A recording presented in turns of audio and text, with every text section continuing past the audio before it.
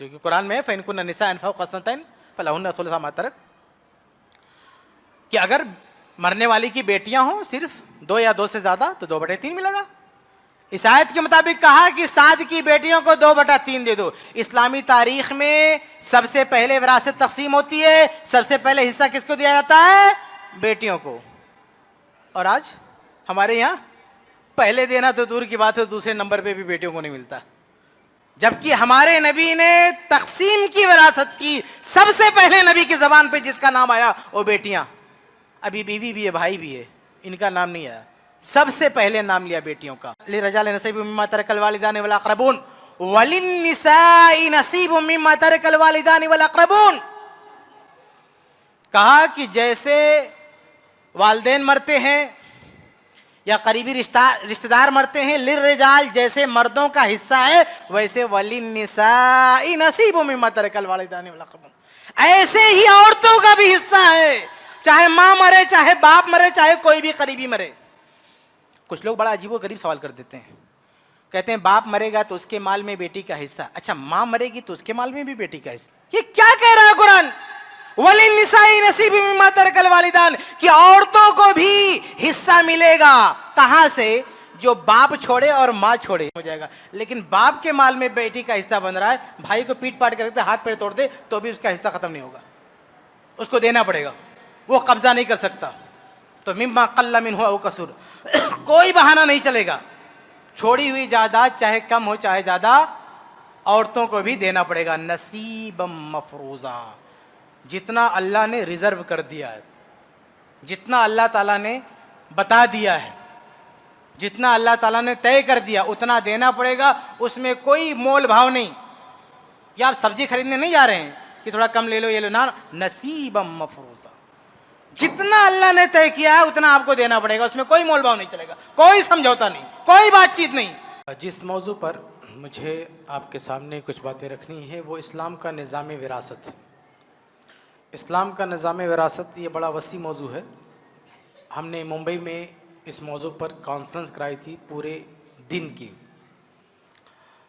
تو ساری باتیں تو پیش کرنا ممکن نہیں ہے، اس لیے اس نظام سے متعلق صرف ایک پہلو پر میں آپ کے سامنے بات کروں گا، جو پہلو سب سے زیادہ اوجھل ہے ہمارے معاشرے میں۔ میری مراد یہ ہے کہ وراثت میں خواتین کا جو حق ہے، خواتین کے جو حقوق ہیں، ان حقوق کی سب سے زیادہ پامالی ہوتی ہے ہمارے یہاں، ان حقوق کو سب سے زیادہ ہم نے بھلایا ہے، اس لیے اسی حوالے سے کچھ باتیں میں آپ کے سامنے رکھوں گا۔ اسلام کے نظام وراثت میں عورتوں کے حقوق کا بہت مضبوط رشتہ ہے، بہت گہرا تعلق ہے۔ اس حوالے سے کچھ باتیں دیکھیں آپ۔ سب سے پہلی بات تو یہ کہ خواتین کو وراثت میں حق دلانے کے لیے ہی اللہ نے وراثت کا یہ نظام آسمان سے اتارا ہے۔ جب سورہ نساء کی آیتیں نازل نہیں ہوئی تھیں وراثت والی، تو ایک پرانا دستور چلا آ رہا تھا وراثت کا زمانے جاہلیت سے۔ اسلام نے ابھی اس دستور پر کوئی بات نہیں کی تھی۔ ظاہر سی بات ہے کہ ایک ہی دن میں ساری باتیں نہیں آسمان سے اتر گئی، تھوڑی تھوڑی باتیں لوگوں کے سامنے پیش کی جاتی رہیں۔ ایک زمانہ تھا لوگ شراب پی رہے تھے، نہیں روکا گیا، پھر روک دیا گیا۔ نکاح متع ہو رہا تھا، پھر روک دیا گیا۔ آہستہ آہستہ پورا اسلام پیش کیا گیا۔ تو ایسے ہی وراثت کا مسئلہ بھی چھوڑ دیا گیا تھا، لیکن پھر ایک واقعہ ایسا ہوا کہ اس واقعے کے بعد فوراً وراثت کا نیا قانون اللہ تعالیٰ نے اتار دیا۔ وہ واقعہ کیا تھا؟ سنن ابی داؤد، سنن ترمذی میں صحیح سند سے موجود ہے کہ مدینہ کے ایک بڑے مالدار صحابی تھے، سعد بن ربیع رضی اللہ تعالیٰ عنہ۔ صحابہ میں سب سے مالدار عبد الرحمن بن عوف رضی اللہ تعالیٰ عنہ۔ جب وہ مکہ سے ہجرت کر کے مدینہ آئے تھے تو اللہ کے نبی صلی اللہ علیہ وسلم نے عبد الرحمن بن عوف کو، چونکہ ان کا سب کچھ چلا گیا تھا، خالی ہاتھ ہو گئے تھے، تو ان کو بھائی بنایا تھا جو اخوت کا رشتہ قائم کیا تھا، تو بھائی بنایا تھا سعد بن ربیع کا.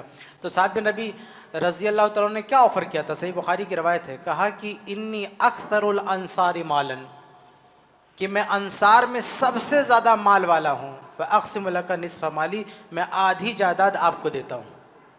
لیکن عبد الرحمن بن عوف رضی اللہ عنہ نے اس آفر کو مسترد کر دیا. کہا بارک اللہ فی مالک و اہلک، اللہ آپ کے مال میں برکت دے، آپ کے پریوار میں برکت دے، مجھے بازار کا راستہ بتائیے، مارکیٹ کا راستہ بتائیے، میں تجارت کروں گا. تو یہ سعد بن ربیع جو بڑے مالدار تھے، یہ اللہ کے نبی صلی اللہ علیہ وسلم کے ساتھ جنگ پہ نکلتے ہیں غزوہ احد میں اور شہید ہو جاتے ہیں. اتنا مالدار آدمی شہید ہو گیا، اس کی ساری جائیداد، اس شہید کی ساری جائیداد کس نے لے لیا؟ اس کے بھائی نے. کیونکہ خواتین کو اس وقت کے دستور کے مطابق حصہ نہیں مل رہا تھا. تو سعد بن ربیع کی بیوی، ان کی بیٹیاں، کیونکہ بیٹا نہیں تھا، ان کے پریوار میں صرف، ان کے قریبی پریوار میں صرف عورتیں تھیں، بیوی تھی اور بیٹیاں تھیں. صرف ایک مرد تھا، بھائی. تو مرد ہی جائیداد لیتا تھا، تو بھائی نے سب کچھ لے لیا. بیوی خالی ہاتھ، بیٹیاں خالی ہاتھ. وہ بیٹیاں جو شہزادی کی طرح زندگی گزار رہی تھی، اتنا بڑا ان کا اسٹیٹس تھا، اتنے بڑے باپ کی بیٹی تھی، دیکھتے دیکھتے سب چھن گیا، سب چلا گیا. اور کیوں گیا؟ باپ نے کوئی جرم نہیں کیا، باپ نے کوئی غلطی نہیں کی. باپ اللہ کی راہ میں نکلا، جنگ پہ نکلا، شہید ہو گیا، اللہ کی خاطر جان دی. بیوی بیوہ ہو گئی، بچے یتیم ہو گئے، جائیداد چھن گئی. اب یہ پریوار جو ایک بہترین زندگی گزار رہا تھا، سب کچھ چھن گیا. حدیث کے الفاظ کیا ہیں؟ جاءت امرأۃ سعد بن ربیع بابنتیہا من سعد الی النبی صلی اللہ علیہ وسلم. یہ سب کچھ دیکھ کر سعد کی بیوی اپنی دونوں بیٹیوں کو لے کر اللہ کے نبی صلی اللہ علیہ وسلم کے پاس پہنچ جاتی ہیں اور کیا کہتی ہیں کہ یا رسول اللہ، ہاتانی ابنتا سعد، یہ دونوں سعد کی بیٹیاں ہیں. وقد قتل ابوہما معک شہیدا یوم احد، ان بچیوں کا باپ یعنی میرا شوہر آپ کے ساتھ جنگ احد میں لڑتے لڑتے شہید ہو گیا. وَإِنَّ عَمَّهُمَا أَخَذَ مَالَهُمَا، اور ان بچیوں کے چچا نے یعنی میرے شوہر کے بھائی نے سارا مال لے لیا، ہمارے لیے کچھ نہیں بچا. وَلَا تُنْكَحَانِ إِلَّا وَلَهُمَا مال، اب اگر مال نہیں ہوگا، پیسہ نہیں ہوگا، تو ان دو بچیوں کی اب شادی کیسے ہوگی؟ اچھا، اس زمانے میں جہیز نہیں چلتا تھا، بچیوں کی شادی میں کوئی خرچہ نہیں تھا، الٹا ملتا تھا مہر. پھر ماں کیوں بول رہی کہ بچیوں کی شادی کیسے ہوگی؟ آپ تحفۃ الاوزی پڑھیں، حدیث کی شرح پڑھیں. شارحین لکھتے ہیں شادی تو ہو جاتی، لیکن چونکہ اتنے بڑے باپ کی بیٹیاں تھیں، تو جو خواب تھا، جس معیار کے رشتے کا خواب بچیوں نے دیکھا تھا، اب وہ خواب شرمندے تعمیل نہیں ہوتا، اب وہ خواب چکنا چور ہو چکا تھا. شادی تو ہو جاتی لیکن اس معیار پر نہیں ہوتی جس معیار کا پہلے ان کا اسٹیٹس تھا. بہت بڑی دولت ہاتھ میں تھی، سب چلی گئی، اب اتنا اچھا رشتہ نہیں ملتا. تو اللہ کے نبی صلی اللہ علیہ وسلم نے کیا جواب دیا؟ ابھی تک کوئی قانون ہی نہیں آیا تھا وراثت کا.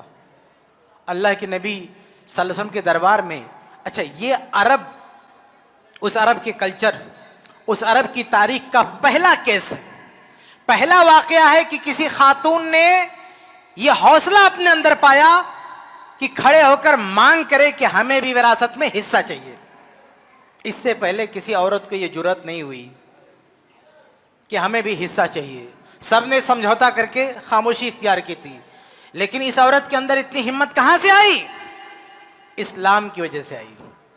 جب اس پریوار نے دیکھا، عورت نے دیکھا کہ اسلام عورتوں کو سارے حقوق دے رہا ہے، تو امید جاگی کہ چلو وراثت مانگتے ہیں، کیا پتا یہ بھی مل جائے، کیونکہ اسلام تو سب کچھ دے رہا ہے. لوگ کہتے ہیں اسلام نے عورتوں کو حق نہیں دیا. عرب کی سرزمین میں اسلام نے عورتوں کو یہ حوصلہ دیا کہ کھڑے ہو کے وراثت کلیم کریں. اللہ کے نبی صلی اللہ علیہ وسلم پر ابھی کوئی وحی نہیں آئی تھی وراثت کے تعلق سے. جواب دیا یقضی اللہ فی ذلک, کہ اس بارے میں اللہ ہی کوئی فیصلہ کر سکتا ہے, ابھی میں کیا فیصلہ کروں, اللہ نے مجھے تو ابھی کچھ نہیں بتایا. لیکن ادھر اللہ کے نبی صلی اللہ علیہ وسلم خاموش ہوتے ہیں, ادھر نزلت آیت الموارث, جبریل علیہ السلام فوراً وراثت کی آیتیں لے کر اتر پڑتے ہیں, کیونکہ بات ایک شہید کی بیوہ کی ہے. ایک شہید, ان بچیوں کا باپ, اس عورت کا شوہر اللہ کی رائے میں جان دیا ہے. اللہ تعالیٰ ایک شہید کے پریوار کو, ایک شہید کی بیوہ کو بے سہارا تو نہیں چھوڑ سکتا. یہ ایک شہید کا مقام ہوتا ہے کہ ایک صحابی کے شہادت کے بعد اس کا پریوار, اس کے بیوی بچے جب بے سہارا ہوئے تو اللہ نے ترنت عرب کے دستور وراثت کو بدل دیا. نبی کے دربار میں یہ پریوار پہنچا, اللہ کے نبی نے کہا اللہ فیصلہ کرے گا. اللہ نے ایک لمحہ تاخیر نہیں کیا, فوراً جبریل کو بھیجا. اسی وقت یہ دستور بدلا جائے گا, یہ شہید کا پریوار بے سہارا نہیں رہے گا, اس کو حصہ دیا جائے گا. فوراً سورہ نساء کی آیتیں اتر گئیں, یوصیکم اللہ فی اولادکم للذکر مثل حظ الانثیین, اور پوری آیت. جب یہ آیتیں اتری, بعث النبی صلی اللہ علیہ وسلم الی امہما, اللہ کے نبی صلی اللہ علیہ وسلم نے اس پریوار کو کے اس شہید کے بھائی کو بلایا اور کیا کہا, آیت میراث کے مطابق وراثت کی تقسیم ہوئی, اور یہ اسلامک ہسٹری میں, اسلامی تاریخ میں پہلا واقعہ ہے کہ اللہ کے بتائے ہوئے قانون کے مطابق وراثت بانٹی جا رہی ہے. اس سے پہلے ابھی تک وراثت کی آیات کو امپلیمنٹ نہیں کیا گیا تھا. آیتیں اتر گئی, پہلی بار اس کی تنفیذ ہو رہی ہے, اور اللہ کے نبی صلی اللہ علیہ وسلم کے منہ سے نکلا ہوا پہلا جملہ, جب آپ بانٹ رہے ہیں تو سب سے پہلے کس کا حصہ لگایا؟ غور سے سنیے. یہ نبی کے دربار میں کیس پہنچا, اللہ کے نبی جج ہیں, قاضی ہیں, فیصلہ کر رہے قرآنی آیات کی روشنی میں, آیت میراث کی روشنی میں, اور پہلا جملہ جو منہ سے نکلتا ہے کیا نکلتا ہے؟ آتی ابنتی سعد الثلثین. کہا کہ سعد کی بیٹیوں کو 2/3 دے دو, کیونکہ قرآن میں فَإِن كُنَّ نِسَاءً فَوْقَ اثْنَتَيْنِ فَلَهُنَّ ثُلُثُ مَا تَرَكَ, کہ اگر مرنے والی کی بیٹیاں ہوں صرف 2 یا 2 سے زیادہ تو 2/3 ملے گا. اس آیت کے مطابق کہا کہ سعد کی بیٹیوں کو 2/3 دے دو. اسلامی تاریخ میں سب سے پہلے وراثت تقسیم ہوتی ہے, سب سے پہلے حصہ کس کو دیا جاتا ہے؟ بیٹیوں کو. اور آج ہمارے یہاں پہلے دینا تو دور کی بات ہے, دوسرے نمبر پہ بھی بیٹیوں کو نہیں ملتا, جبکہ ہمارے نبی نے تقسیم کی وراثت کی, سب سے پہلے نبی کی زبان پہ جس کا نام آیا وہ بیٹیاں. ابھی بیوی بھی ہے, بھائی بھی ہے, ان کا نام نہیں آیا, سب سے پہلے نام لیا بیٹیوں کا. یہ یتیم بچیاں جن کا باپ اللہ کی رائے میں جان دیا, سب سے پہلے ان کو مال ملنا چاہیے, 2/3 ان کے پاس جانا چاہیے. اس کے بعد بیوہ کا, بچیوں کی ماں کا, شہید کی بیوی کا نام لیا, کہا وَآتِ أُمَّهُمَا الثُّمُنَ, ان بچیوں کی ماں کو یعنی شہید کی بیوی کو 1/8 دے دو, کیونکہ قرآن نے وہی حصہ بتایا. اور سب سے لاسٹ میں وہ بھائی جو سب کچھ لے کے بیٹھا ہوا تھا, 100% لے چکا تھا, لاسٹ میں کہا وَمَا بَقِيَ فَهُوَ لَكَ, ان سب کو دینے کے بعد جو بچا وہ تمہارا ہے. وہ تو اتفاق سے بیٹا نہیں تھا, ورنہ یہ گیا تھا, کچھ بھی نہیں ملتا اس کو. اگر بیٹا ہوتا تو قرآن نے وہ قانون اتارا تھا کہ اسے کچھ نہیں ملتا, لیکن وہ تو صرف بیٹیاں تھی تو بچا کچا مل گیا. کتنا ملا؟ کم و بیش 20%, 100% لے کے بیٹھا ہوا تھا. جب اللہ کے قانون کے مطابق وراثت تقسیم کی تو کم و بیش 80% کس کے پاس گیا؟ بیوہ اور اس کی بچیوں کے پاس. بھائی کو 20% کے آس پاس ملا. پتہ کیا چلا میرے بھائیوں؟ پتہ یہ چلا کہ وراثت کا جو قانون ہے وہ آسمان سے اترا ہی اسی لیے تھا کہ عورتوں کو بھی حصہ دلایا جائے. پرانے دستور کو بدلنے کی وجہ صرف یہی تھی کہ آج کے بعد عورتوں کو بھی حصہ دیا جائے. لیکن آج میرے بھائیو دستور آئے ہوئے 1400 سال گزر گیا اور ہم واپس سے زمانے جاہلیت والی ڈگر پہ آ گئے کہ عورتوں کو حصہ دینا بند کر دیا. کیا قرآن کی آیتیں منسوخ ہو چکی ہیں؟ کیا سورہ نساء میں یہ آیتیں موجود نہیں ہیں؟ یہ آیتیں آج بھی موجود ہیں لیکن ہم پرانی روش پر چلے گئے, زمانے جاہلیت والی ڈگر پر ہم چلے گئے. اچھا ایک اور پوائنٹ یہاں پہ غور کیجیے. وراثت تقسیم ہو چکی تھی, اللہ کے نبی صلی اللہ علیہ وسلم نے دوبارہ بٹوایا. اللہ کے نبی صلی اللہ علیہ وسلم نے دوبارہ تقسیم کروایا. حالانکہ پہلے جو تقسیم تھی اس زمانے کے حساب سے لیگل تقسیم تھی, کوئی غیر قانونی تقسیم تو تھی نہیں, زمانے کا دستور وہی تھا. لیکن چونکہ اسی کیس میں قرآن کی آیت اتری تھی اس لیے اللہ کے نبی صلی اللہ علیہ وسلم نے دوبارہ بٹوایا. پتہ یہ چلا کہ آج بھی جن جن گھروں میں تقسیم ہو چکی ہے شریعت کے خلاف, وہاں پھر سے بٹوارا ہونا چاہیے. بہت سارے لوگ کیا بہانہ کرتے ہیں, ارے مولوی صاحب جو ہو گیا جانے دو, ابھی آگے دیکھیں گے کیا کرنا. نا نا نا نا, پھر سے بانٹنا پڑے گا. سعد بن ربیع کے پریوار میں پرانے دستور کے مطابق بٹا تھا لیکن نبی نے پھر سے بٹوایا. اور ہمارے یہاں جو غلطیاں ہوئی ہیں نا وہ قرآن کی آیت نازل ہونے کے بعد ہوئی ہیں. یہاں تو بدرجہ اولا دوبارہ بٹنا چاہیے, بدرجہ اولا دوبارہ بٹنا چاہیے. اس لیے یہ بہانہ نہیں چلے گا جو ہو گئے جانے دو. نبی کی یہ حدیث بتاتی ہے دوبارہ تقسیم ہوگی, پھر سے بانٹا جائے گا. ابھی میں 2-3 واقعے بتاتا ہوں کہ کیسے عہد صحابہ میں دوبارہ بٹوایا گیا کئی کیس میں. تو یہ سنن ترمذی کی حدیث ہے میرے بھائیوں. یہ بتاتی ہے کہ عورتوں ہی کے لیے تو آیت میراث ہوتی رہی ہے, مردوں کو تو مل رہا تھا, ان کو کیا ٹینشن تھا. عورتوں کے لیے اللہ تعالیٰ نے قانون اتارا ہے. اور دوسرا پوائنٹ آپ دیکھیں کہ ان سارے قوانین کو, قوانین وراثت کو اللہ نے قرآن میں کہاں جگہ دی ہے, کون سی صورت میں؟ قرآن میں خواتین کے نام کی ایک صورت ہے جس کا نام ہے سورہ نساء. آپ کسی بھی عالم سے پوچھیں نساء مانے کیا ہوتا ہے؟ عورتیں, خواتین. وراثت کے قوانین کو اللہ نے جس سورے کے اندر رکھا ہے اس سورے کا نام ہی ہے سورہ نساء. کیوں ان آیات کو اس سورے کے اندر کیوں رکھا؟ اس کے پیچھے یہ پیغام دینا مقصود تھا کہ عورتوں کا وراثت میں جو حق ہے وہ بھولنا نہیں. عورتوں کا وراثت سے جو تعلق ہے وہ کبھی بھولنا نہیں. عورتوں ہی کے کہنے پہ وراثت کی آیتیں اتری ہیں تو عورتوں کے نام کی جو سورہ ہے وہی حق رکھتی ہے کہ اس میں ان آیتوں کو جگہ ملا جائے. دراصل میرے بھائیو یہ شہید کا جو پریوار تھا اس کی یہ برکت ہے کہ یہ قرآن کی ایک شہادت کی برکت ہے, ایک شہید کی شہادت کی یہ برکت ہے کہ یہ قانون اترا. اور اسی شہید ماں کی, یہ شہید کی بیوی اور شہید کی جو بیٹیاں تھیں انہی میں سے ایک بیٹی کی شادی جس آدمی سے ہوئی, سعد بن ربیع جو شہید ہوئے, ان کے پریوار کے لیے قرآن کی آیتیں اتری.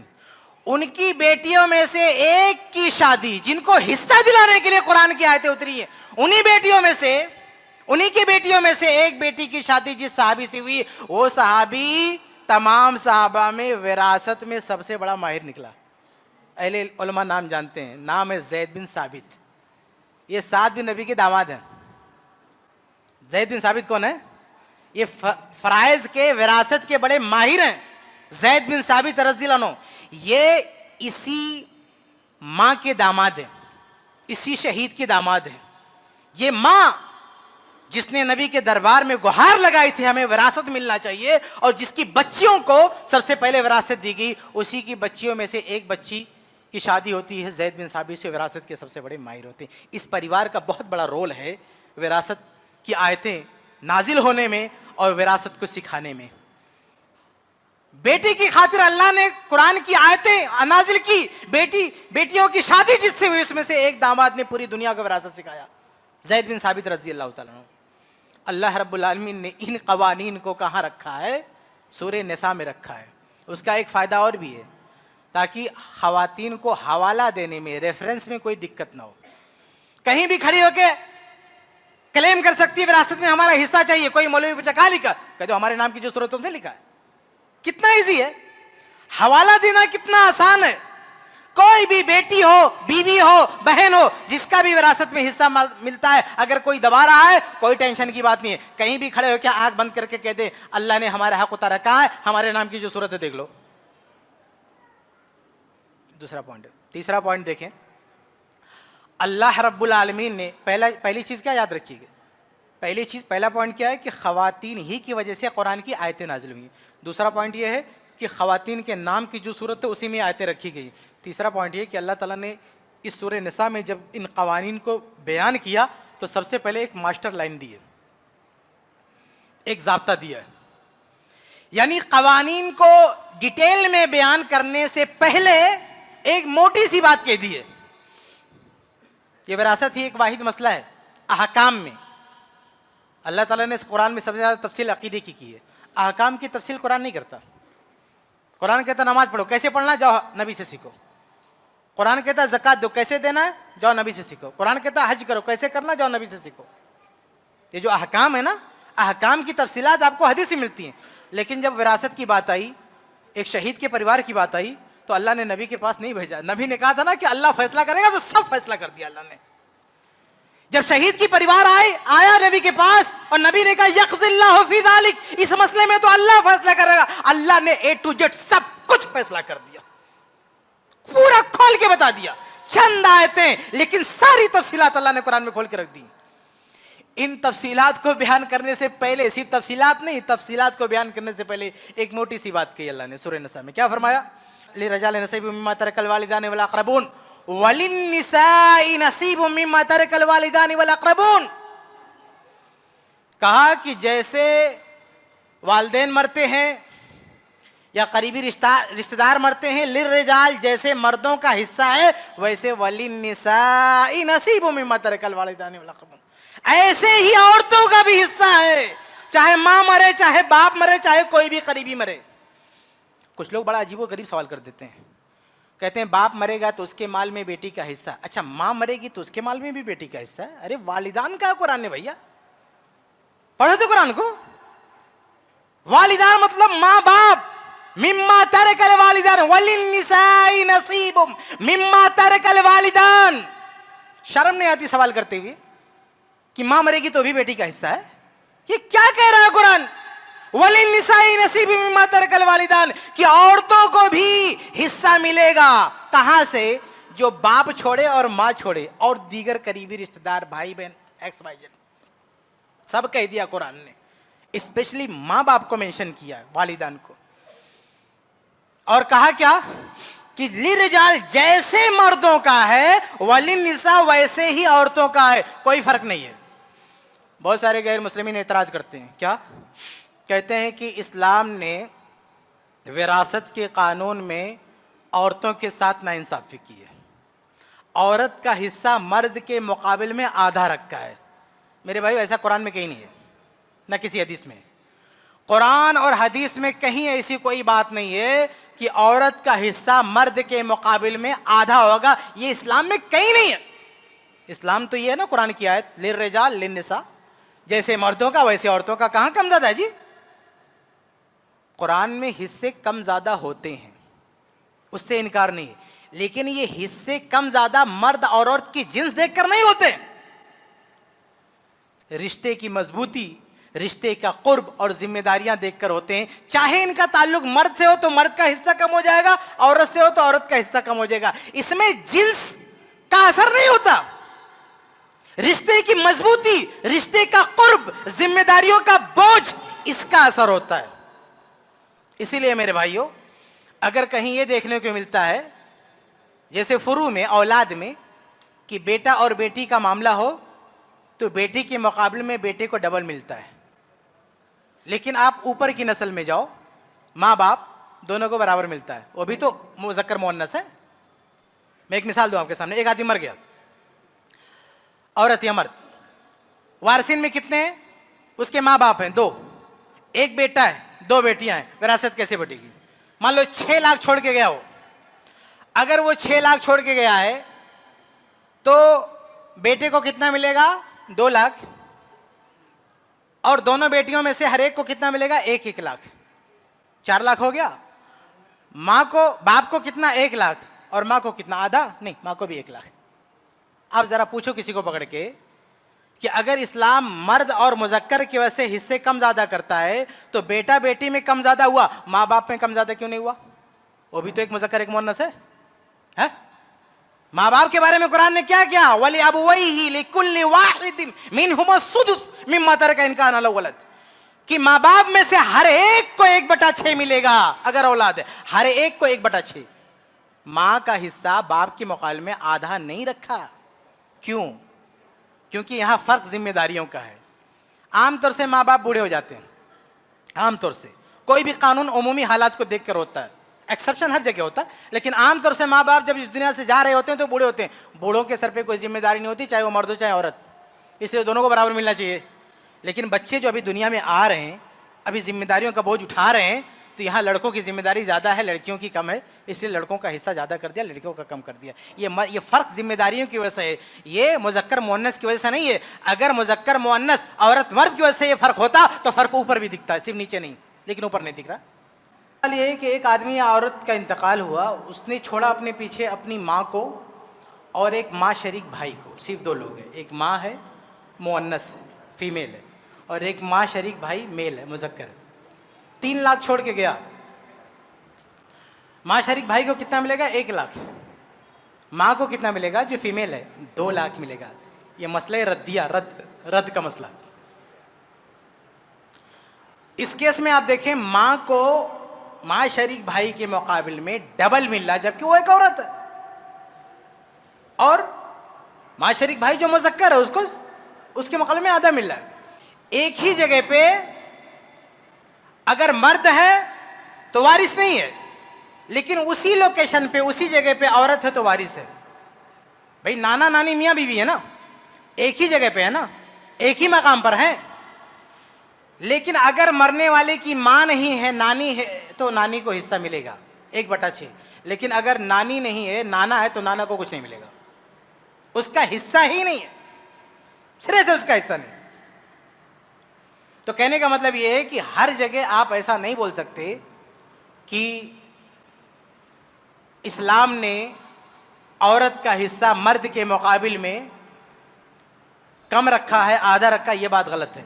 جہاں بھی عورت کا حصہ کم ہوتا ہے نا، اس کی وجہ یا تو ذمہ داریوں کا مسئلہ ہوتا ہے، یا رشتے کا مسئلہ ہوتا ہے، قرب کا مسئلہ ہوتا ہے، یا رشتے کی مضبوطی کا مسئلہ ہوتا ہے. اور یہ سارے حالات مرد کے ساتھ بھی پیش آتے ہیں. اس کا حصہ بھی کم ہوتا ہے، بلکہ ختم بھی ہو جاتا ہے کبھی کبھی. بھائی وہ تو سرے سے غائب کر دیا جاتا ہے. تو یہ دونوں کے ساتھ معاملات آتے ہیں، چاہے مرد ہو چاہے عورت ہو. بہرحال میں کہہ رہا تھا کہ قرآن نے جو پہلی لائن دی نا، لِلرِّجَالِ نَصِيبٌ مِّمَّا تَرَكَ الْوَالِدَانِ وَلِلنِّسَاءِ نَصِيبٌ مِّمَّا تَرَكَ الْوَالِدَانِ. اللہ کہنا یہ چاہتا ہے جیسے مردوں کا حصہ ہے ایسے ہی عورتوں کا کوئی فرق نہیں.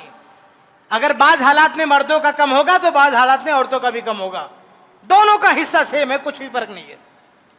آگے اللہ نے کہا مما قل منہ او کثر، دونوں کو حصہ ہے، چاہے چھوڑی ہوئی جائیداد کم ہو یا زیادہ ہو. یہ بہت ہی اہم بات ہے. چند لفظوں میں اللہ نے کتنی بڑی بات کہہ دی ہے کہ چھوڑی ہوئی جائیداد چاہے کم ہو چاہے زیادہ ہو، چاہے کم ہو چاہے زیادہ ہو، ہر حال میں عورتوں کو بھی ملے گا اگر وہ وارثین کی لسٹ میں ہیں تو.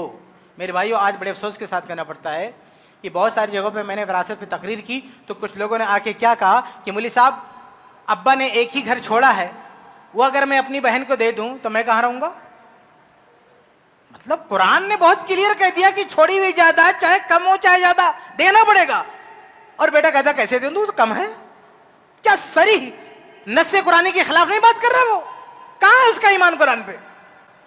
اچھا یہ سارا رونا دھونا اور یہ سارا ماتم صرف بیٹی کو دینے کے ٹائم پہ ہوتا ہے. اگر بیٹا ہو تب، مثال کے طور پر ایک آدمی مر گیا، اس کے 3 بیٹے، اس نے ایک ہی جھوپڑا چھوڑا وراثت میں، ایک چھوٹا سا گھر جس میں اس کا ایک بیٹا اپنے پریوار کے ساتھ رہ رہا ہے. اس کا ایک اور بیٹا تھا، وہ دبئی میں جا کے سیٹ ہو گیا، کروڑ پتی ارب پتی بن گیا. ایک اور بیٹا تھا، جا کے امریکہ میں سیٹ ہو گیا، کروڑ پتی ہے. ایک بیٹا بیچارہ رہ گیا انڈیا میں، اور ایک جھوپڑے میں، باپ کے بنائے ہوئے جھوپڑے میں رہ رہا ہے. اب باپ کے مرنے کے بعد وہ دبئی والا بیٹا امریکہ والا دونوں بیٹے آئیں اور اس سے کیا بولیں کہ بھیا یہ جو گھر میں رہ رہے ہو یہ ابا کا ہے, اس میں ہمارا بھی حصہ ہے, تو کیا وہ بیٹا یہاں بھی بولے گا کہ بھیا اگر تم لوگوں کو دے دو تو میں کہاں رہوں گا؟ نہیں نہیں, وہ جھوپڑا بک جائے گا, وہ جھوپڑا بک جائے گا اور تینوں بیٹوں میں بٹ جائے گا, وہ اف تک نہیں کہے گا. لیکن اسی جگہ پہ اگر کوئی بہن ہو وہ آ کے بول دے کہ ہمارا حصہ, کہتا میں کہاں رہوں گا. یہ کیا ہو گیا اس امت کو بھائی کہ مضبوط آدمی مانگے تو جھوپڑا بک جائے اور کمزور آ کے سوال کر لے تو رونا دھونا چلو, ہم کہاں رہیں گے؟ یہ جواب بھائی کو کیوں نہیں دیتا کہ ہم کہاں رہیں گے؟ ایک بھائی باپ کے جھوپڑے میں رہ رہا ہے, دوسرا بھائی امریکہ میں بنگلے میں رہ رہا ہے. باپ کے مرنے کے بعد جو بنگلے والے کو بولتا ہے ایک خالی کر, اس میں میرا بھی حصہ, تو خالی کر دیتا. وہاں آنسو نہیں بہتے, وہاں نہیں روتا, چار آدمی کو اکٹھا نہیں کرتا, اور بہن نے مانگ لیا بولتا میں کہاں جاؤں گا. مما قل منہ او کثر, چھوڑی ہوئی جائیداد چاہے کم ہو چاہے زیادہ, یہ قرآن نے کہا, اس لیے کوئی بہانہ نہیں چلے گا.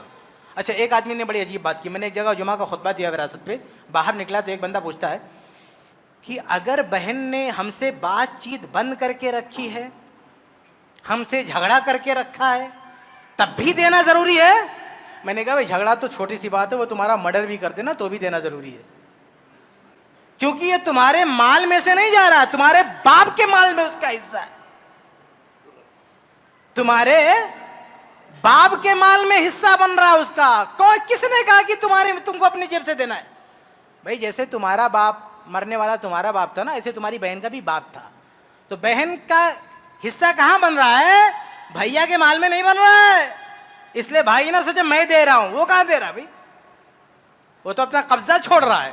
جو ناجائز قبضہ کر کے بیٹھا ہے وہ قبضہ چھوڑ رہا ہے, دے کہاں رہا ہے وہ تو باپ کے مال میں بیٹی کا حصہ بن رہا ہے نا, بھیا کے مال سے تھوڑی مانگ رہی ہو. ہاں بھائی کے مال میں بھی حصہ بنتا ہے اگر بھائی کی اولاد نہ ہو, اس کیس میں اگر بہنا مرڈر کر دے تو اس کا حصہ ختم ہو جائے گا. لیکن باپ کے مال میں بیٹی کا حصہ بن رہا ہے, بھائی کو پیٹ پاٹ کر دے, ہاتھ پیر توڑ دے تو بھی اس کا حصہ ختم نہیں ہوگا, اس کو دینا پڑے گا, وہ قبضہ نہیں کر سکتا. تو مما قل منہ او کثر, کوئی بہانہ نہیں چلے گا. چھوڑی ہوئی جائیداد چاہے کم ہو چاہے زیادہ, عورتوں کو بھی دینا پڑے گا. نصیبا مفروضا, جتنا اللہ نے ریزرو کر دیا ہے, جتنا اللہ تعالیٰ نے بتا دیا ہے, جتنا اللہ تعالیٰ نے طے کر دیا اتنا دینا پڑے گا. اس میں کوئی مول بھاؤ نہیں. یا آپ سبزی خریدنے نہیں جا رہے ہیں کہ تھوڑا کم لے لو یہ لو, نہ, نصیبا مفروضا, جتنا اللہ نے طے کیا ہے اتنا آپ کو دینا پڑے گا. اس میں کوئی مول بھاؤ نہیں چلے گا, کوئی سمجھوتا نہیں, کوئی بات چیت نہیں کہ چھوڑ دو یہ کر دو, نہیں. تو میرے بھائی جو یہ تیسرا پوائنٹ میں آپ کو بتا رہا تھا کہ اللہ تعالیٰ نے آگے کی تفصیلات بیان کرنے سے پہلے یہ موٹی سی بات کہہ دی, چاہے مرد ہو چاہے عورت برابر ملے گا. اس کے بعد اللہ نے پوری تفصیل کھول کھول کے بیان کر دی, بیٹے کا کتنا, ماں باپ کا کتنا, بیوی کا کتنا, شوہر کا کتنا, ماں شریک بھائی کا کتنا, ماں شریک بہن کا کتنا, سگے بھائی کا کتنا, سگی, یہ ساری بات قرآن میں بیان ہے. میں اس تفصیلات میں نہیں جاؤں گا کہ وراثت کی کلاس نہیں ہے کہ وہ سب میں آپ کو بتاتے جاؤں. میں آپ کو صرف موٹی موٹی باتیں آپ کے سامنے کہہ رہا ہوں کہ ہمارے یہاں جو آیات کی پامالی ہو رہی ہے, وراثت کی آیات کی, اس پر عمل نہیں ہو رہا ہے, اس پر میں بات کر رہا ہوں. اب آئیے بات کرتے ہیں کہ جب اتنا کھول کے اللہ نے بیان کیا ہے تو ہمارے یہاں عمل کیوں نہیں ہو رہا. اس کی کئی وجوہات ہیں.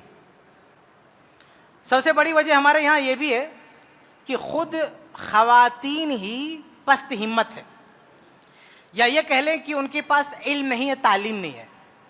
وہ یہ سمجھتی ہیں کہ واقعی ہمارا حصہ نہیں ہے, انہیں علم نہیں, یا علم ہے تو ڈر رہی ہیں, اپنے حقوق کا مطالبہ نہیں کر رہی ہیں. تو ایسی بہنوں سے میں کہنا چاہوں گا کہ آپ کی ذمہ داری بنتی ہے کہ آپ اپنے حقوق کا مطالبہ کیجیے, آپ اپنے حصے کو کلیم کیجیے. آپ دیکھیے ہم ہر معاملے میں لوگوں کو سکھاتے ہیں نا کہ منہج سلف پہ چلنا چاہیے, تو خواتین کو بھی منہج سلف پہ چلنا چاہیے نا. سلف کی خواتین نے اپنا حصہ چھوڑا نہیں چھوڑا, تو آج کی ہماری ماں بہنیں کیوں اپنا حصہ چھوڑ نہیں؟ بھائی یہ کون سی سلفیت ہے, یہ کون سا منہج سلف ہے کہ ہم اپنا حصہ چھوڑ دیں گے؟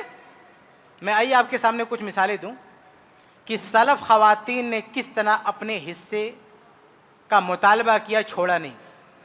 ایک واقعہ تو آپ نے دیکھ ہی لیا کہ سعد بن ربیع کا پریوار, ان کی بیوی, ان کی بیٹیاں, ان کا حصہ ابھی اترا بھی نہیں تھا ان کا حق, تو بھی جا کے مانگ لیا. اب آیتیں نازل ہونے کے بعد حالات کیا ہوئی وہ دیکھیں. عہد صحابہ کی مثال لیں.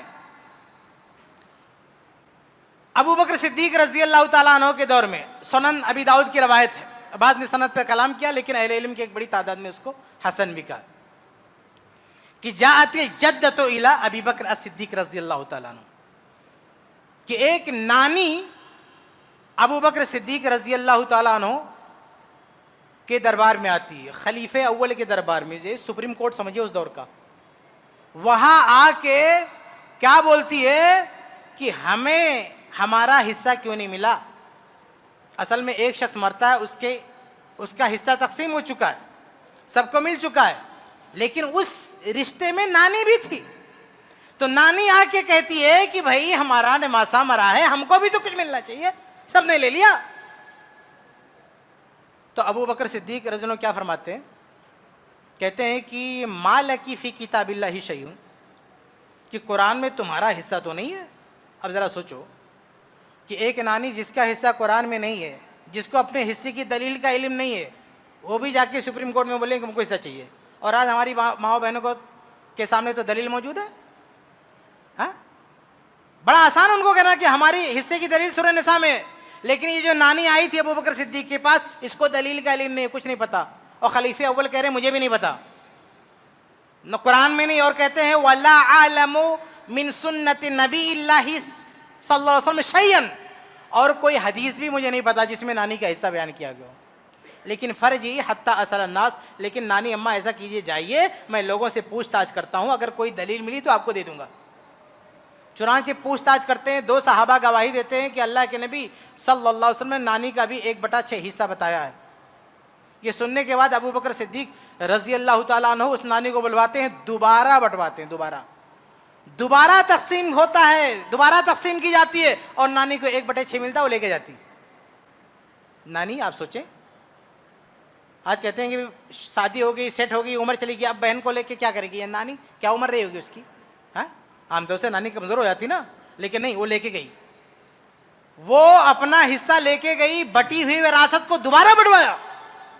اور آگے بڑھیں, عمر فاروق رضی اللہ عنہ کے دور کی مثال دیں. یہی حدیث آگے کنٹینیو ہے سنن نبی داؤد میں. اگلا پارٹ کیا حدیث کا, اگلا پارٹ یہ ہے کہ وجاءت الجدۃ الاخری, ایک دوسری جدہ یعنی دادی عہد فاروقی میں عمر فاروق رضی اللہ تعالیٰ عنہ کے پاس آتی ہے, اور کیا کہتی ہے, پوتا مرا ہے.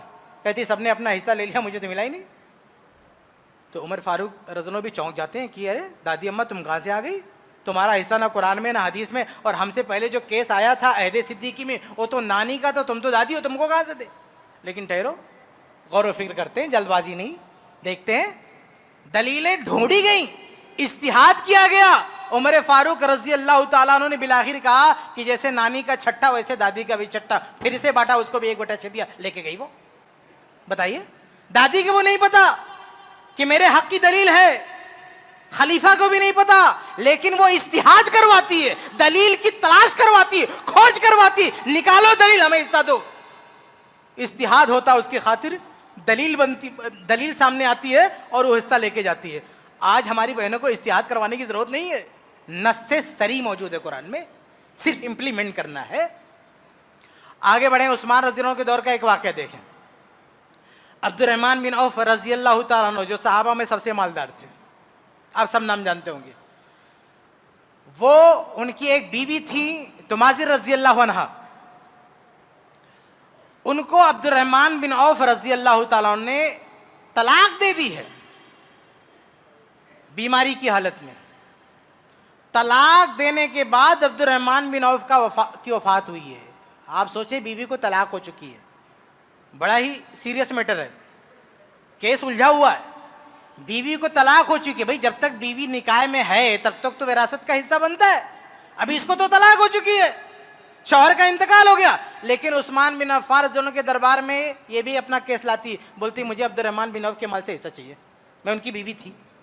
کہا کہ بھائی تم کو تو طلاق ہو چکی ہے, طلاق بیماری کی حالت میں ہوئی ہے. اس موقع پہ عثمان بن عفان رضی اللہ عنہ نے اجتہاد کیا اور کہا کہ ان کو حصہ ملے گا. 4 بیویاں تھیں, 8واں حصہ جو بنتا تھا 8ویں کا چوتھا ان کو حصہ دیا گیا۔ شیخ الاسلام ابن تیمیہ رحمہ اللہ نے بھی ایک لمبی بحث کی ہے اور یہ خلاصہ کیا ہے کہ اگر کوئی بندہ بیماری کی حالت میں طلاق دے گا، نارمل طلاق دیا، بیمار نہیں ہے، بعد میں مرا تو بیوی کا حصہ نہیں، لیکن بیمار تھا، اس بیماری میں طلاق دیا، طلاق تو ہو جائے گی لیکن وراثت کا حصہ نہیں کٹے گا۔ یہ تمازی رضی اللہ عنہ اپنا حصہ لے کے جاتی ہیں عبد الرحمن بن عوف کی جائیداد میں۔ ایک اور دلچسپ واقعہ عہد عثمانی کا امام طبرانی رحمہ اللہ نے نقل کیا کہ یزید بن قتادہ کہتے ہیں کہ ان رجلا، کہ ایک شخص تھا، اس کے پریوار میں سے ایک آدمی کا انتقال ہوا، وکان علی غیر دین الاسلام، وہ مسلمان نہیں تھا، یعنی ایک آدمی مسلمان ہو گیا تھا لیکن اس کا پریوار مسلمان نہیں ہوا تھا، اس کا خاندان مسلمان نہیں ہو گیا تھا۔ تو جو بندہ مسلمان ہوا تھا اس کے نان مسلم فیملی سے کسی کا انتقال ہوا تو اس آدمی کے مرنے کے بعد اس کی ایک سگی بہن تھی، اس نے وہاں حصہ لیا، بھائی کو کنارے کر دیا۔ کیوں؟ کیونکہ اسے پتا تھا کہ یہ مسلمان ہو چکا ہے اور مسلمان کو نان مسلم کے مال سے وراثت نہیں ملتی۔ اللہ کے مسلم کی حدیث ہے نا، لا یرث المسلم الکافر ولا الکافر المسلم، مسلمان کافر کا وارث نہیں ہوتا، نہ کافر مسلمان کا وارث ہوتا۔ تو بہن نے بھائی کو بھگا دیا، چل بھیا تو مسلمان ہے تو اس کو نہیں ملے گا۔ بہن نے اکیلا لے لیا، وہ مسلمان نہیں تھی بہن، مرنے والا بھی مسلمان نہیں تھا، یہ بیچارہ مسلمان ہو گیا، نیل اس کو کچھ نہیں ملا۔ کچھ دن کے بعد روایت میں آگے کیا ہے، کہتا ہے کہ ثم ان اباہ قد اسلم، بلکہ اس کے اپنے الفاظ ہیں بعض روایتوں میں، ثم ان ابی قد اسلم، پھر میرے والد مسلمان ہو گئے۔ یہ جو بہنہ نے سب کو لے لیا تھا نا کہ بھئی مرنے والا مسلمان نہیں ہے، اب بھیا تم مسلمان ہو چکے تم کو نہیں ملے گا، کہتا ہے میرا باپ مسلمان ہو گیا، فمات، اور مسلمان ہونے کے بعد اس کا انتقال ہوا، اب بیٹا جا کے کھڑا ہوا، کہا سب میرا، بہن آپ چل تو نکل یہاں سے، تو مسلمان نہیں ہے، تجھ کو نہیں ملنے والا۔ لیکن وہ بھی بڑی چالاک تھی، کہتی ہے کہ اگر تم مسلمان ہو اس لیے تم کو حصہ ملنے والا ہے تو اس میں کون سی بڑی بات ہے، اشہد ان لا الہ الا اللہ و اشہد ان محمد رسول اللہ، میں بھی کلمہ پڑھتی ہوں، دے حصہ میرا۔ بھائی کہتا ارے ارے یہ کون سی بات ہوئی، یہ تم نے ابا کے مرنے کے بعد اسلام قبول کیا ہے، تمہارا حصہ نہیں بنے گا۔ کہتا ہے بھائی، کہتا ہے فخاصمتنی الی عثمان بن عفان، وہ کیس لے کر گئی عثمان بن عفان رضی اللہ عنہ کے دربار میں۔ امام طبرانی کی روایت، عثمان بن عفان رضی اللہ عنہ کے دربار میں کیس آیا، بہن کہتی ہے کہ ابا مرے ہیں مسلمان تھے، میں بھی تو مسلمان ہو گئی۔ بھیا کہتا ہے کہ اے خلیفہ یہ مسلمان باپ کے مرنے کے بعد ہوئی ہے، پہلے نہیں تھی، یہ وراثت لینے کے مسلمان بن رہی ہے۔ عثمان بن عفان کہتے ہیں کہ عہد فاروقی میں ایک کیس ایسے آیا تھا اور عمر رضی اللہ عنہ نے فیصلہ کیا ہے کہ اگر کسی کے مرنے کے بعد وراثت کی تقسیم سے پہلے اگر کوئی مسلمان ہو جاتا ہے اس کو حصہ ملے گا، لیکن اگر ایک بار وراثت بٹ گئی اس کے بعد کوئی اسلام قبول کرے گا اس کو حصہ نہیں ملے گا۔ لیکن تمہاری بہن نے چونکہ تقسیم وراثت سے پہلے اسلام قبول کیا ہے اس لیے اس کو حصہ ملے گا۔ بھائی کیا کہتا ہے؟ بھائی کہتا ہے کہ ذہبت بالاول وشارکتنی فی ھذا، پہلا حصہ سب لے گئی، اس میں بھی حصے دار بن گئی۔ یہ سلف کی خواتین ہیں، اس دور کی بہنیں ہیں، نانی کی مثال لو، دادی کی مثال لو، بیوی کی مثال لو، بیٹی کی مثال لو، بہن کی مثال لو، کوئی اپنا حصہ چھوڑنے کے لیے تیار نہیں ہے۔ ہم کہتے ہیں منہج سلف کے ماننے والے ہیں، کیا منہج سلف میں صحابیات نہیں آتی ہیں؟ اچھا چوتھے خلیفہ کا بھی ایک واقعہ دیکھ لو۔ چوتھے خلیفہ علی رضی اللہ عنہ کے دور میں ایک بڑا ہی دلچسپ واقعہ پیش آیا۔ فرائض کی کتابوں میں یہ مسئلہ مینشن کیا جاتا ہے جس کا نام ایک ہوتا ہے المسئلہ الدیناریہ الکبریٰ، یہ اس مسئلے کا نام ہے، فرائض کے مسئلے کا نام ہے۔ فرائض پڑھنے والے سب جانتے ہیں، پڑھتے پڑھاتے ہیں، بلکہ سوال میں پوچھا بھی، امتحان میں یہ سوال بھی آتا ہے، مسئلہ دیناریہ کبریٰ کیا ہے، مسئلہ دیناریہ صغریٰ کیا ہے۔ یہ جو وراثت میں یہ جو مثال آئی نا، یہ جو مسئلہ آیا یہ کہاں سے آیا؟ ایک واقعہ اس کے پیچھے۔ ایک بہن ہے جس کے بھائی کا انتقال ہوا، باپ کا نہیں بھائی کا انتقال ہوا، اور بھائی نے کتنا چھوڑا تھا؟ 600 دینار۔ دینار جانتے کس کو بولتے ہیں؟ سونے کا سکہ۔ ایک دینار کم و بیش 20,000 کے برابر ہوگا آج کے حساب سے، تو 600 دینار بہت بڑی رقم ہے۔ سونے کا سکہ، بھائی چاندی کا نہیں، سونے کا سکہ 600 بہت بڑی رقم ہے۔ تو 600 دینار بھائی کے مرنے کا جب بٹنے لگا تو سارے وارثین میں بٹ گیا اور بہن کو صرف 1 دینار ملا. بہن کو کتنا ملا؟ صرف 1 دینار. اور یہ 1 دینار دینے والا کوئی عام آدمی نہیں تھا. چیف جسٹس اس زمانے کا سب سے بڑا قاضی القضات قاضی شریح رحمہ اللہ تھے. قاضی شریح کون ہے؟ انہوں نے اللہ کے نبی صلی اللہ علیہ وسلم کا زمانہ پایا ہے لیکن اسلام نہیں لائے اس زمانے میں. علی رضی اللہ عنہ کے دعوت پر انہوں نے اسلام قبول کیا اور ان کو شروع ہی سے قضا میں عدل میں بڑی دلچسپی تھی. انصاف پسند آدمی تھے. جب علی رضی اللہ عنہ ان کو دعوت دینے گئے اسلام کی تو انہوں نے کہا کہ اسلام تمہیں کیا سکھاتا ہے؟ تو علی رضی اللہ عنہ ان کی ذہنیت جانتے تھے کہ ان کو انصاف بڑا پسند ہے. تو کہا کہ اسلام انصاف سکھاتا ہے. بولے کیا ثبوت ہے؟ کہا قرآن اللہ کہتا ہے ان اللہ یأمر بالعدل، کہ اللہ عدل کی تعلیم دیتا ہے. کہا چل اللہ کے نبی کی کوئی حدیث سناؤ. تو کہا حدیث ہے ثابت یظل یوم اللہ فی ظلہ یوم لا ظل الا ظلہ الامام العادل، کہ 7 لوگوں کو اللہ تعالیٰ عرش کے سائے میں، اللہ کے سائے میں یعنی عرش کے سائے میں جگہ دے گا. اس میں پہلے کون سے لوگ ہوں گے؟ الامام العادل، انصاف کرنے والا. تو قاضی شریح نے کہا دین یدعو الی العدل، یہ ایسا دین ہے جو انصاف کی طرف بلاتا ہے. اسلام قبول کر لیا. اسلام قبول کرنے کے بعد عمر فاروق رضی اللہ تعالیٰ عنہ نے ان کو کوفہ کا قاضی متعین کیا. اس کے بعد وہ 60 سال تک اس عہدے پر باقی تھے. اس کے بعد ایک سے ایک خلیفہ آئے لیکن کسی نے بھی انہیں معزول نہیں کیا. وہ ان کی مہارت، وہ ایمانداری اور وہ منصفانہ فیصلے کہ ایک ایک سے خلیفہ ہوئے، کیا کچھ نہیں ہوا اسلامی تاریخ میں. لیکن یہ قاضی چٹان کی طرح اپنے عہدے پہ کھڑا رہا اور آخری عمر میں ریزائن کیا، بوڑھے ہو گئے. کہا اب میرے بس کی بات نہیں، استعفیٰ دیا. حتیٰ کہ حجاج بن یوسف کے دور میں بھی یہ قاضی تھے، اس دور میں جا کے انہوں نے استعفیٰ دیا، اب میرے بس کی بات نہیں ہے. اتنے بڑے جج نے فیصلہ دیا تھا کیا کہ بہن تمہارا حصہ 1 ہے، لیکن اس نے اس فیصلے کو چیلنج کر دیا. اس بہن نے اس فیصلے کو چیلنج کر دیا. اتنا بڑا ماہر قاضی، لیکن بہن سہمت نہیں ہے. قاضی شریح اتنے بڑے قاضی کے فیصلے کو چیلنج کیا. گئی عدالت عظمیٰ میں، علی رضی اللہ عنہ کے دربار میں، ان کے سامنے جا کے کھڑی ہو کے کیا کہتی ہے؟ کہتی ہے ان اخی ماتا، میرا بھائی مر گیا، وترک 600 دینار، اور 600 دینار چھوڑ کے گیا.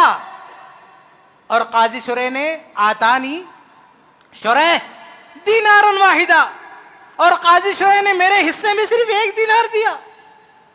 کہا صرف 1 دیا، 1. یہ بات مجھ سے ہضم نہیں ہوتی. علی رضی اللہ عنہ کو بھروسہ تھا کہ قاضی شریح سے غلطی تو نہیں ہو سکتی. ہاں، کہا کہ اتنا بڑا قاضی غلط فیصلہ کیسے کر دے گا جس کی ساری دلیلیں قرآن میں موجود ہے. تو کہا اچھا یہ بتاؤ تمہارا بھائی مرا تو اس کی بیوی زندہ تھی؟ کہا ہاں. کہا تمہارے بھائی کی 2 بیٹیاں تھیں؟ کہا ہاں. کہا تمہارے بھائی کی اماں زندہ ہے تم لوگوں کی؟ کہا ہاں. کہا تمہارے 12 بھائی تھے؟ کہا ہاں. کہا تم اکیلی ہو؟ کہا. کہا تب قاضی شریح کا فیصلہ ٹھیک ہے. ذالک حقک ولم یظلمک شریح. کہا عورت یہی تیرا حق ہے، شریح نے تجھ پر کوئی ظلم نہیں کیا ہے. اصل میں کیلکولیشن اس کی سمجھ میں نہیں آیا. وراثت کا مسئلہ تھوڑا مشکل ہوتا ہے، اس کا کیلکولیشن سب کو سمجھ میں نہیں آتا. قاضی شریح نے جو فیصلہ کیا تھا ہر فیصلے پہ قرآن کی آیت موجود ہے. میں یہ تھوڑا سا آپ کے سامنے کھول دیتا ہوں، 5 منٹ ہے ہمارے پاس.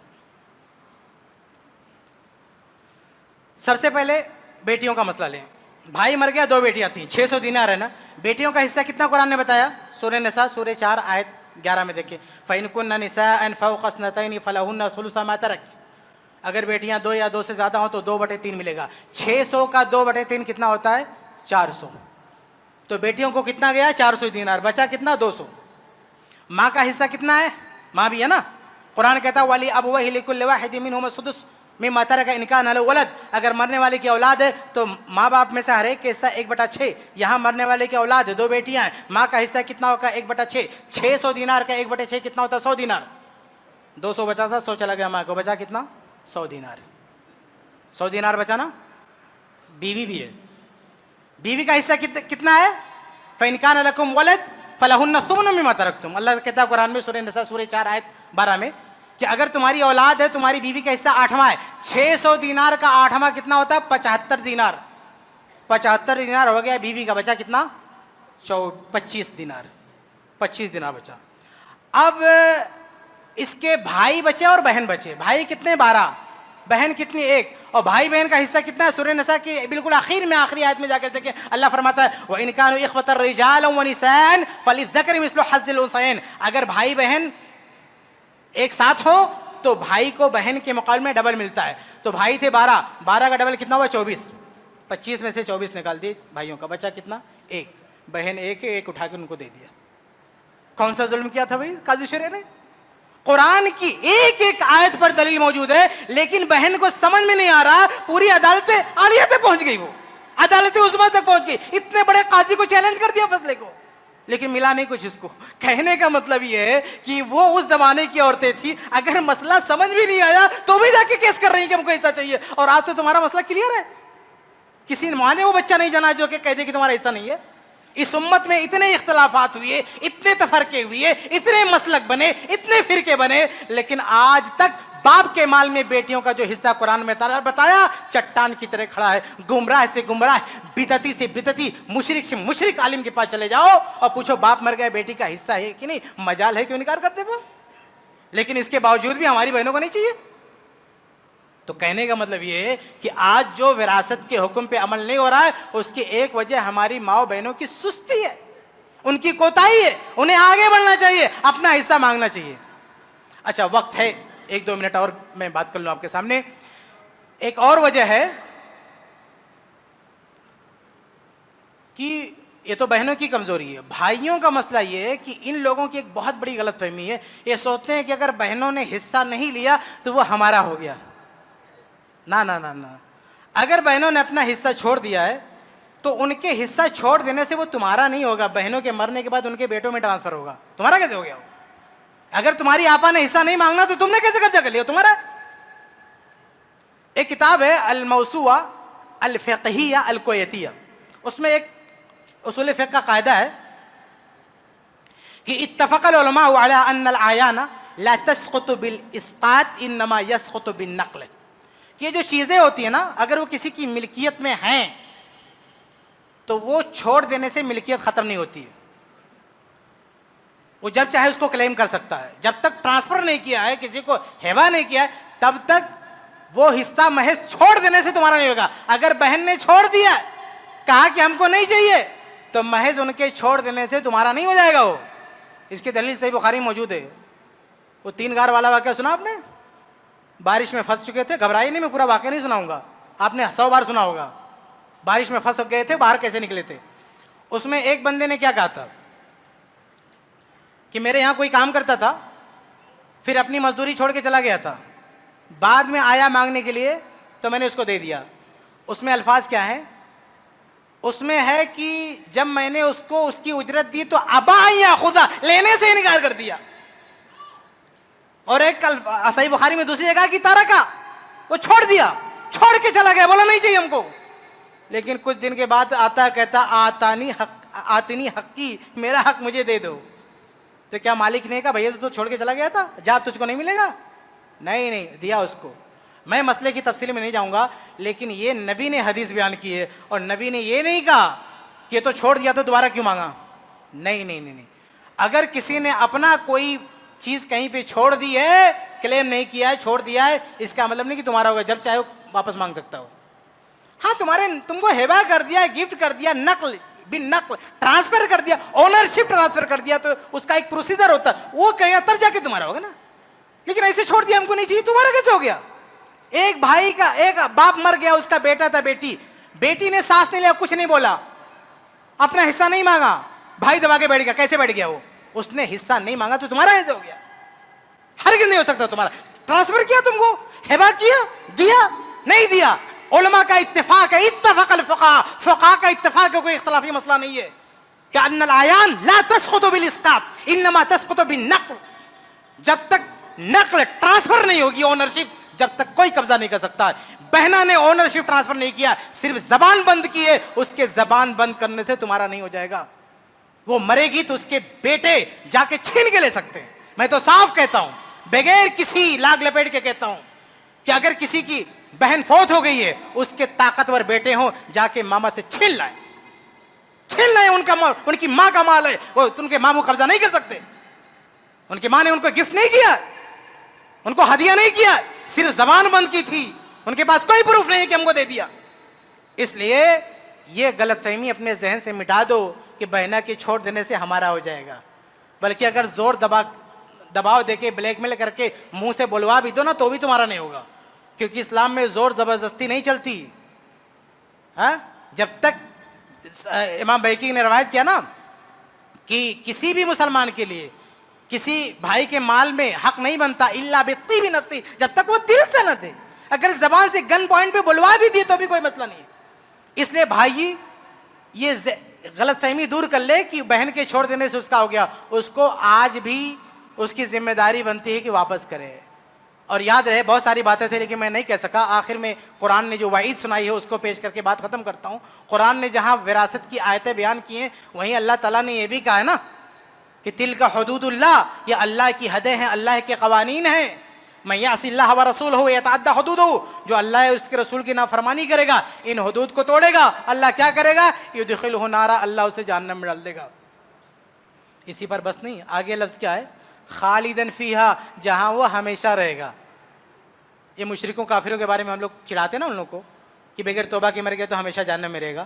یہ اللہ تعالیٰ تو یہ وراثت کھانے والوں کے بارے میں کہہ رہا ہے کہ یدخلہ نارا خالدن فیہا, کہ جہنم میں ڈال دے گا جہاں وہ ہمیشہ رہے گا. اب دو شکل ہو سکتی ہے, اگر ہمارے موٹائی کے نہیں دیا ہے, اپنے آپ کو گنہگار سمجھ رہا ہے, تو ہو سکتا ہے کہ مخ سے طویل مراد ہو اس سے. لیکن اگر اس کو حلال سمجھ لیا ہے, چیلنج کیا ہے, جانتے بوجھتے کفر کیا ہے, جیسے کچھ لوگ کہہ دیتے نا کہ اپنا فتویٰ اپنے پاس رکھو, قرآن اپنے پاس رکھو, ہمارے جہاں جو چل رہا ویسے چلاؤں گا, یہ کفریہ بات ہے. ہم کسی کو کافر تو نہیں کہہ سکتے, لیکن چانسز ہے کہ یہ بات کہہ کے وہ کفر میں چلا گیا ہو. اگر واقعی چلا گیا تو اللہ فیصلہ کرے گا, یہ ڈائریکٹ یہ آیت اپلائی ہوگی, ہمیشہ جہنم میں سڑے گا, کبھی نہیں نکل سکتا, کافر و مشرک کی طرح. اگر کسی اپنی بہن کا حصہ نہیں دیا اس وجہ سے کیونکہ اس نے کفر کیا, قرآن کے نظام کو ٹھکرایا, وہ کہا نہیں مانتا میں اس کو, یہ کفر ہے, میں کافر نہیں کہہ رہا.